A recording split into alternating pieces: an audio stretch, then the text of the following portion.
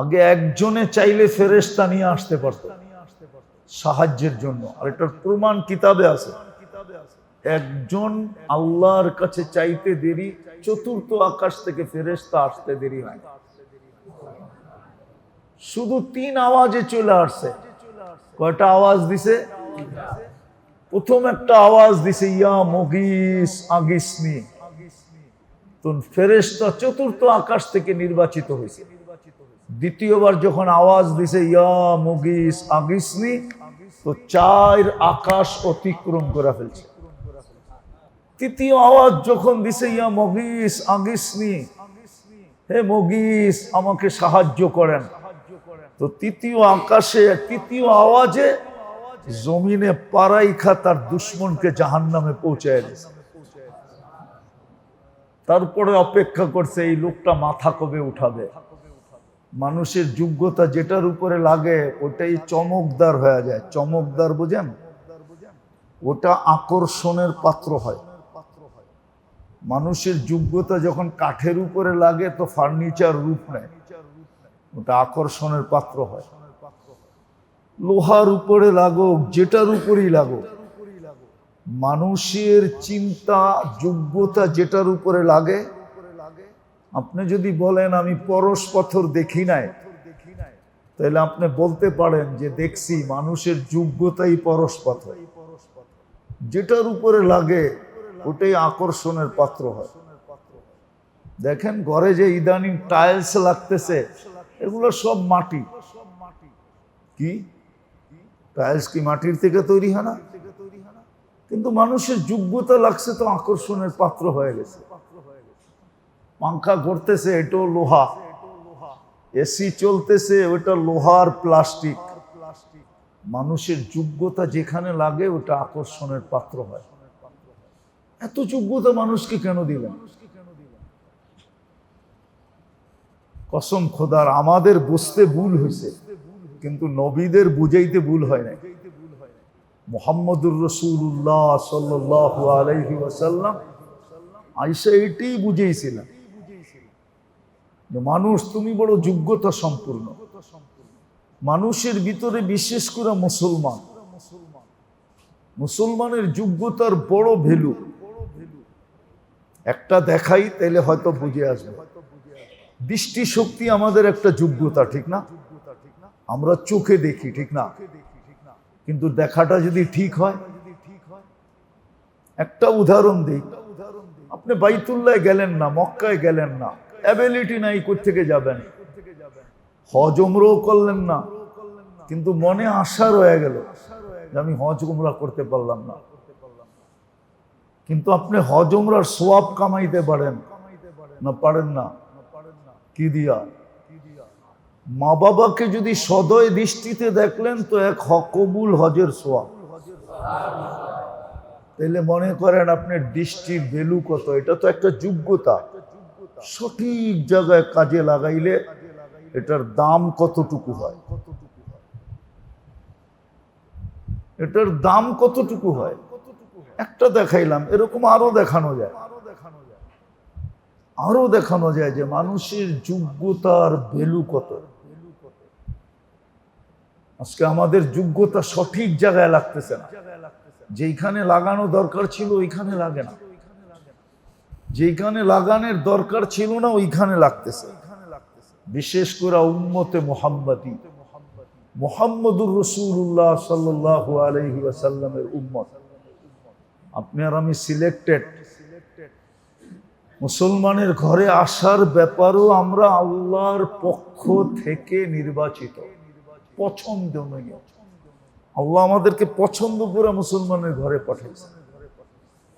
আর উম্মতে মুহাম্মাদি বানাইতে যা বাছাইও করছেন, আবার আল্লাহ নির্বাচিতও করছেন।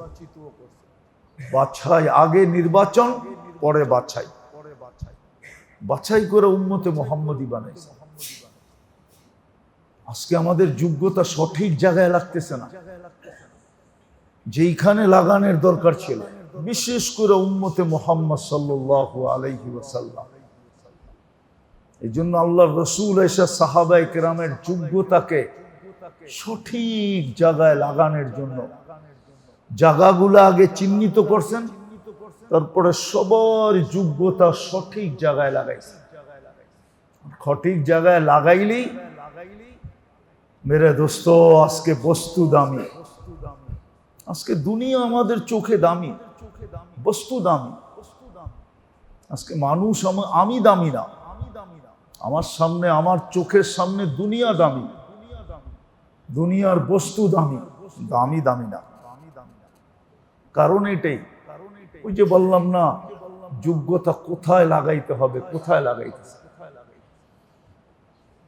আজকে যোগ্যতা দুই জায়গায় লাগতেছে, কিন্তু দুই জায়গায় লাগানোর কথা ছিল না। যোগ্যতা লাগানোর একটা কেন্দ্র ছিল, ওই জায়গায় যোগ্যতা লাগানোর কথা ছিল, যার দ্বারা ব্যক্তি দামি হতো। বস্তু দামি হোক আর না হোক, ব্যক্তিটা দামি হয়ে যেত। মুসলমান আল্লাহর কাছে দামি হতো, তাইলে আজকে মুসলমানের এই দুরবস্থার শিকার হতে হতো না। আজকে মুসলমান বড় দুরবস্থার শিকার। আগেও কোনোদিন এখানে বলা হয়েছে কিনা জানি না, কিন্তু এখন বলতেছি, শোনেন, মুসলমান বড় দুরবস্থার শিকার। আগে একজনে চাইলে ফেরেশতা নিয়ে আসতে পারত সাহায্যের জন্য, আর এটার প্রমাণ কিতাবে আছে। একজন আল্লাহর কাছে চাইতে দেরি, চতুর্থ আকাশ থেকে ফেরেশতা আসতে দেরি হয়। শুধু 3 আওয়াজে চলে আসছে। কয়টা আওয়াজ দিছে? প্রথম একটা আওয়াজ দিছে, ইয়া মুগিস আগিসনি। তো ফেরেশতা চতুর্থ আকাশ থেকে নির্বাচিত হয়েছে। দ্বিতীয়বার যখন আওয়াজ দিছে ইয়া মুগিস আগিসনি, তো 4 আকাশ অতিক্রম করে ফেলছে। তৃতীয় আওয়াজ যখন দিছে ইয়া মুগিস আগিসনি, হে মুগিস আমাকে সাহায্য করেন, তো তৃতীয় আকাশে তৃতীয় আওয়াজে জমিনে পারাইখা তার দুশ্মনকে জাহান্নামে পৌঁছায় দিয়েছে। তারপরে অপেক্ষা করছে এই লোকটা মাথা কবে উঠাবে। তো যখন সেজদার থেকে মাথা উঠাইছে, তো মুস্কি হাসি দিছে, জিজ্ঞাসা করছে তুমি কে? বলছে আশ্চর্যের বিষয়, তুমি ডাইকা আনলা আর তুমি আমাকে জিজ্ঞাসা করো আমি কে? তুমি তো আমাকে ডাইকা আনলা, আবার তুমি প্রশ্ন করো আমি কে? তো বলছে তোমার দুশ্মন জাহান্নামে চলে গেছে। বলছে এটা আমার বিশেষত্ব? বলছে না, তোমার মতো নামাজ যে উপহার দিবে আর তোমার মতো শব্দগুলা দিয়ে যে ডাকবে, তার জন্য আমি কিয়ামতের সকাল পর্যন্ত অপেক্ষা করব। একজনের ডাকে ফেরেশতা, একজনের ডাকে ফেরেশতা। ইবনে ওমর রাদিয়াল্লাহু তাআলা আনহু থেকে রওয়ায়াত আছে, আজকে 250 কোটি মুসলমান চোখের পানি ঝরাইতেছে। 250 কোটি বাদ দিলাম, আলেম ওলামারা তো 24 ঘন্টা চোখের পানি ঝরায় আল্লাহর সামনে। রাতের অন্ধকারে উঠা উঠা কাঁদে, দুনিয়ার অবস্থার উপরে সাহায্য চাইতেছে, কিন্তু সাহায্যের কোনো চিহ্নই দেখা যাইতেছে না। হ্যাঁ, ফিলিস্তিনের 60 লক্ষ ফিলিস্তিনি চোখের পানি ঝরাইতেছে। এরকম আরো শত জায়গা আছে যেখানে মুসলমান রাত দিন চোখের পানি ঝরায়, আতঙ্কের ভিতরে দিন কাটায়, আর দিলের থেকে 24 ঘন্টা আল্লাহর কাছে দোয়া করে, আল্লাহ সাহায্য চাই, সাহায্য চাই, সাহায্য চাই। আমি সবগুলো খুলে বলতেছি না, কিন্তু আসে না কেন? যোগ্যতা দিছিলেন আল্লাহ আমাদের। মেরে দোস্ত, কথা লম্বা করলে বুঝে আসবে এমন না, অল্প কথাও বুঝে আসে। যোগ্যতা দিছিলেন শুধু এক জায়গায় লাগানোর জন্য। আজকে যোগ্যতা লাগতেছে বটে, হয়তো দেহটার জন্য যোগ্যতা লাগতেছে। এই দেহটা নাদুস নুদুস কিভাবে হবে? 3টা শব্দে বলা যায় যে দেহটা ভালো খাবে কি করে, ভালো পড়বে কি করে, ভালো জায়গায় থাকবে কি করে। এটার জন্য আমাদের যোগ্যতা লাগতেছে। কি অস্বীকার করতে পারবেন? এটাই তো লক্ষ্য বস্তু, যে আমার দেহটা ভালো খাক, ভালো ব্র্যান্ডের খাওয়া খাক, ঠিক না? কি ভালো কাপড় চোপড় পরুক, ঠিক না? কি আর ভালো উন্নত থেকে উন্নত সোসাইটি বা ফ্ল্যাটে থাকুক, বাড়িতে থাকুক। আরেকটা যোগ করা যায়, ভালো থেকে গাড়ো গাড়িতে কিভাবে চলবে, বাহন হিসাবে আমার উন্নত থেকে উন্নত কিভাবে হবে। এই চারটা দেহের সাথে সম্পর্কিত, এটার পিছনে আমাদের যোগ্যতা লাগতেছে। আরেকটা যদি বলি যোগ্যতা লাগার, সেটা হলো মনের পিছনে যোগ্যতা লাগতেছে। মন মন যা চায় যোগ্যতা ওইভাবেই ব্যবহার হইতেছে। এই জন্য বললে আরেক শব্দে বলা যায়, আমাদের যোগ্যতা শুধু শরীরের খোরাকের জন্য, খোরাক বোঝেন তো, শরীরের আহারের জন্য।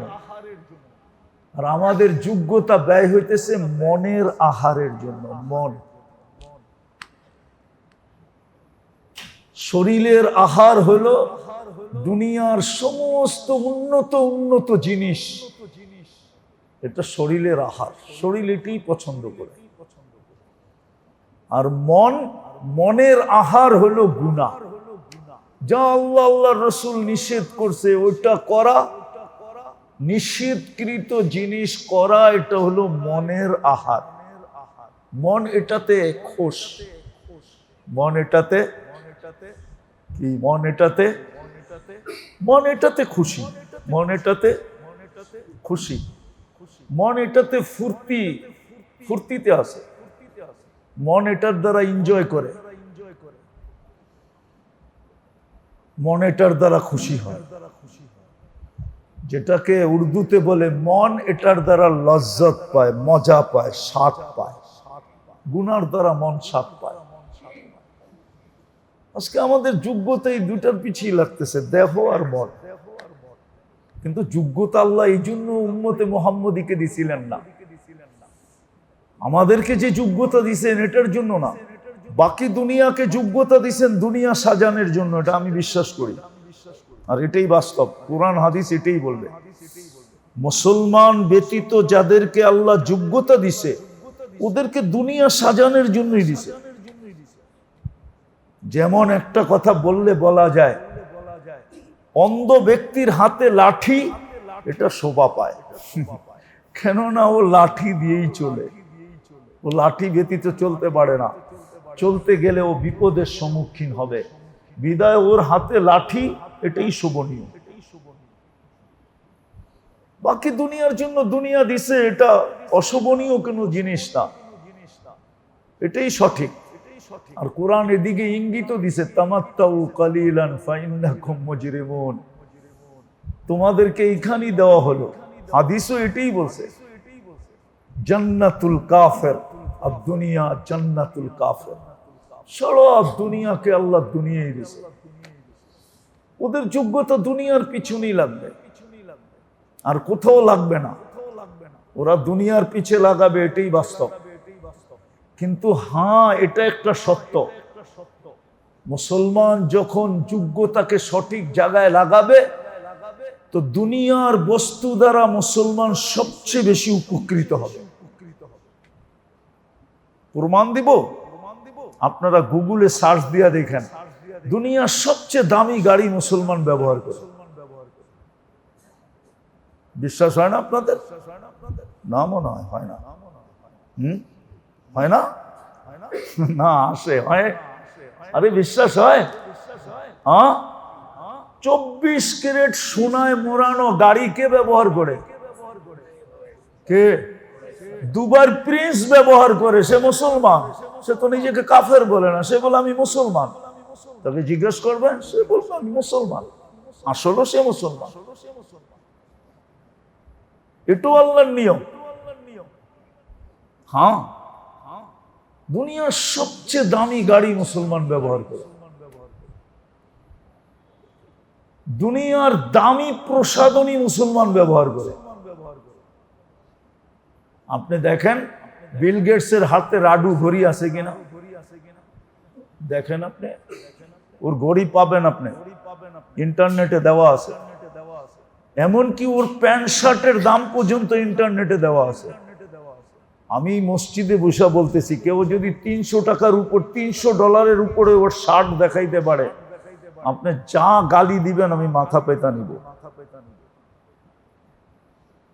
দুনিয়ার সবচেয়ে ব্র্যান্ডের জিনিস মুসলমান ব্যবহার করে। আপনি রাডু যান, দুনিয়ার দামি দামি যত ঘড়ি আছে যান, ওয়েবসাইটে যেয়ে দেখেন কারা ব্যবহার করে। দুনিয়ার দামি খাওয়া কারা খায়? আরে বলেন না, কেএফসি সবচেয়ে বেশি কারা খায়? হ্যাঁ, আলবাইক সবচেয়ে বেশি কারা খায়? মুসলমান। এটা আল্লাহ রসুলের, আল্লাহর ইঙ্গিত ছিল যে হ্যাঁ ওদের জন্য দুনিয়া, কিন্তু তোমরা যখন সঠিক জায়গায়, আজকে যতটুকু ব্যবহার করতেছি এর চেয়ে কোটি গুণ বেশি করতে পারতাম যদি আমাদের যোগ্যতা সঠিক জায়গায় লাগতো। আমাদের যোগ্যতা 2 জায়গায় লাগতেছে, হয়তো দেহ না হয় মন। মুসলমান খোরাকের পিছনে 2 জায়গায়কে খোরাক দিতেছে, খাদ্য দিতেছে, একটা দেহ আর একটা তার মন। মনের খোরাক হলো গুনাহ। আজকে মুসলমান গুনায় অভ্যস্ত। মুসলমানের গুনাহ দেখলে কান্না আসে যে উম্মতে মুহাম্মদী হয়ে আসে, এই গুনাহ করে কি করে? বড় কান্না আসে, যদিও আল্লাহ সতর্ক করেন। আলহামদুলিল্লাহ, সুম্মা আলহামদুলিল্লাহ, আমরা বেঁচে গেছি আমাদের নবীজির কারণে, আমাদের নবীজির চোখের পানির কারণে। নবীজি আল্লাহর কাছে দোয়া করছিলেন যে দেখতেছি আমাকে যা খবর শুনাইতেছেন, অতীত উম্মতের ইতিহাস যা আমাকে আপনি জানাইতেছেন, সব উম্মত কি তো আপনি সমূলে ধ্বংস করে দিচ্ছেন, আমার উম্মতকে কি সমূলে ধ্বংস করবেন? তো আল্লাহ বলছে, না বন্ধু, আপনার উম্মতকে আমি সমূলে ধ্বংস করব। আল্লাহ রসুলের চোখের পানিতে বেঁচে গেছে। নইলে বড় দুঃখ লাগে এই সমাজে বাস করা। যদিও হাস্যকর ব্যাপার, কেউ লেখছে বাংলাদেশে কোনো বাংলাদেশি মানুষ নাই। বাংলাদেশে কোনো বাংলাদেশি কেন? বাংলাদেশে তো 2 দলের 2 দেশের মানুষ, হয়তো অর্ধেক ব্রাজিল নাইলে অর্ধেক আর্জেন্টিনা, ঠিক না? কি এই 2 দলের 2 দেশের মানুষই তো এই দেশে, ঠিক না? কি বলেন? 2 দেশের মানুষ না? অর্ধেক কোন দেশের? আর অর্ধেক এই দেশের মানুষ তো এই দেশে নাই। আমাদের মাথায় কি ঢুকলো? এরকমই ভুলে গেলাম নবী রসুলকে, এরকমই ভুলে গেলাম আল্লাহকে। সারাদিন ভোগ করি আল্লাহটা, একটু কি মাথায় আসে না যে আমি আল্লাহর ভোগ করি কতটুকু আর আমি আল্লাহকে মানি কতটুকু? আমি নবীর এহসান মাথার উপরে নিলাম কতটুকু আর আমি মুহাম্মদুর রাসূলুল্লাহকে স্মরণ করি কতটুকু? কাল কিয়ামতের দিন ওনার প্রয়োজন হবে আমার কতটুকু? কবরে গেলে ওনার প্রয়োজন আমার কতটুকু হবে? কখনো নিজেকে প্রশ্ন করছেন যে কবরে ওনার প্রয়োজন কতটুকু হবে? কাল কিয়ামতের মাঠে ওনার প্রয়োজন কতটুকু হবে? আজকেও ওনার প্রয়োজন আমার কতটুকু? কোরআন তো ইঙ্গিত দিছিল, ওয়াস্তাগফারা লাহুর রাসূল, ওয়াস্তাগফারুল্লাহ ওয়াস্তাগফারা লাহুর রাসূল। আল্লাহ তো বলছিলেন আপনার উম্মত যদি আমার কাছে মাপ চায়, আমি ওর গুনার দিকে দেখবো না, ওর চেহারার দিকে দেখবো না, আমি তো খাতা উল্টায় দেখবো আপনি ওর পক্ষে না বিরুদ্ধে। আপনি যদি ওর পক্ষে হন, লাওয়াজাদুল্লাহ তাওয়াবার রহিমা, আমি ওর তওবাও করব, কবুল করব, গুনাহও মাফ করব, ওর জন্য দয়ার ছাতা হয়ে দাঁড়ায় যাবে। কোরআন তো এই কথা বলতেছে, কোরআন তো সুস্পষ্ট এটা বলতেছে। ইমাম বুখারী তো সুস্পষ্ট লিখতেছে, কবরের প্রথম প্রশ্ন হবে মা কুনতা তাকুলু ফি হাদার রাজুলি মুহাম্মাদিন, বলো আমার বন্ধুর রঙে তুমি কতটুকু রঙিন ছিলা। মান রব্বুকা পরে জিজ্ঞেস করবে। ইমাম বুখারী বলে আমি বুখারী বলতেছি, ইমাম মুসলিম বলে আমি ইমাম মুসলিমের কথা বলতেছি। প্রথম জিজ্ঞাসা করবে আমার বন্ধুর রঙে কতটুকু রঙিন, যার উম্মত বানায়া তোমাকে হিরু বানাইছিলাম। কুনতুম খায়রা উম্মাহ, তুমি সমস্ত উম্মতের ভিতরে হিরু। বাকি উম্মতকে আমি জিরো বানায় দিছি।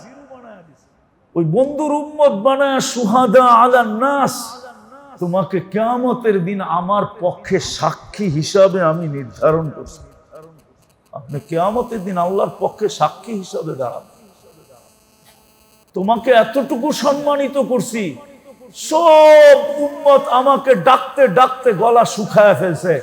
আমি সাড়া দিছি কি দিছি না এটা আমি জানি, দুনিয়া জানে না। কিন্তু তোমাকে প্রতি রাত্রে আমি ডাকি, হাল মিন মুস্তাগফির ফাগফির আলা, বুখারীতে আছে। প্রতিদিন রাত্রে আমি তোমাকে মাফ করার জন্য ডাকি, কেননা তুমি আমার বন্ধুর উম্মত। আমি চাই না তুমি গুনাহ নিয়ে কবরে আসো।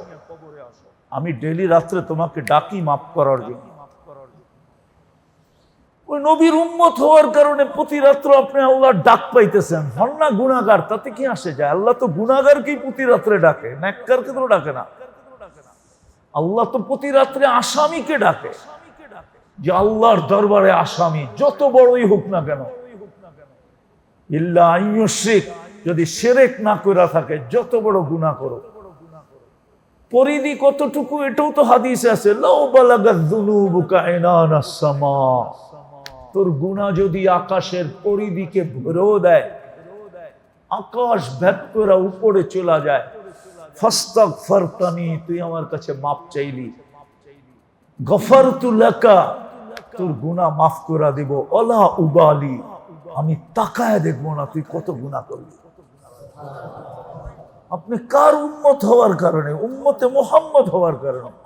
এক রাত্র 83 বছর।